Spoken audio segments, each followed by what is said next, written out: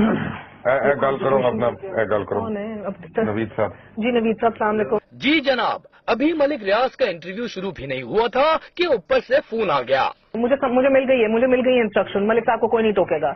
जी हाँ, ये चैनल इंतजामिया का फोन है जिसमें मिले हैं सख्त अहकामात कि मलिक साहब को कोई न टोके। Okay bye. ओवर टाइम जाए, मलिक साहब को ना टोके।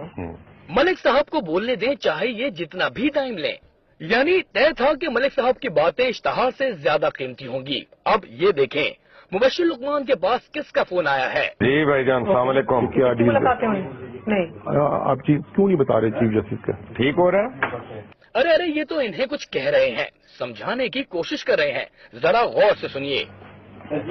हमने कहा मौका तो दे रहे हैं ना यार, अपना पहले शुरू में एस्टेब्लिश करना है ना। जो हामिद मीर ने कल लोचत ली हुई है कि हम पैसे खा गए हैं, वो भी तो हमें साफ करना है ना। अब मलिक साहब को कहना कि उसका नाम लेने दें, जरा लेने नहीं दे रहे। मुबश्शिर लुकमान ने जो कहा सुना आपने, अब ये भी सुन ले कि फोन किसका है। नहीं ये बात करें ना, बात करें। कौन है? अब्दुल कादिर। जरा फिर से सुनिए मुबश्शिर लुकमान ने किसका नाम लिया है। अब्दुल कादिर गिलानी।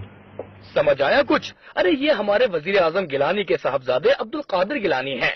अब मलिक साहब का अंदाज तो देखें, किस बेतकल्लुफी अंदाज में बात कर रहे हैं।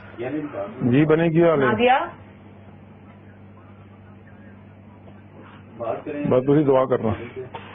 नादिया किसको आवाज आ रही है मेरी? दुआ करना।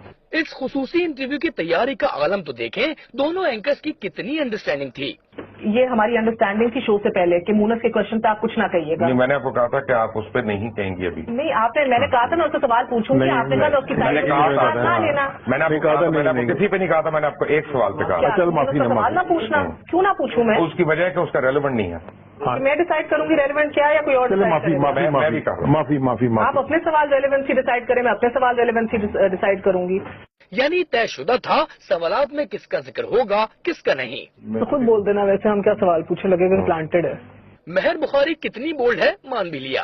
तो खुद बोल देना, वैसे हम क्या सवाल पूछे लगे प्लांटेड है, जो कि है बट पता नहीं लगना चाहिए। महर साहिबा आपने तो पूरी कोशिश की कि किसी को पता न लगने पाए, लेकिन पूरी कौम ने देख लिया सच क्या है। मैं आपके पास आऊंगी, आप क्या चाह रहे हैं कि चीफ जस्टिस के ऊपर एक दफा फिर से आ जाए? क्यों नहीं आप खुल के बात कर रहे हैं? आपके एक और बात, अफसलान कहता है उसने कभी आपकी शक्ल नहीं देखी, कभी मिला नहीं, उसने मुझे ये कहा है, अभी मिला है मुझे 3 दिन पहले उसने कहा। अभी यही चीज मैं आपसे पूछूंगा उसके बाद यार इसके मैंने ये बता चुका हूँ, अरसलान में मौजूद था।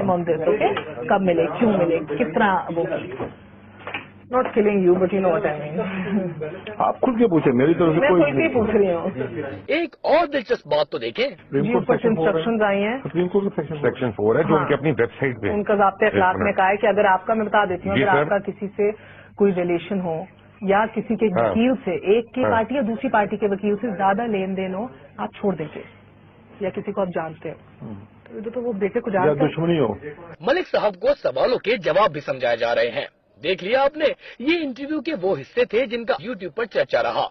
इंटरव्यू के ये हिस्से देखकर आप खुद फैसला कर लें कि सही क्या है और गलत।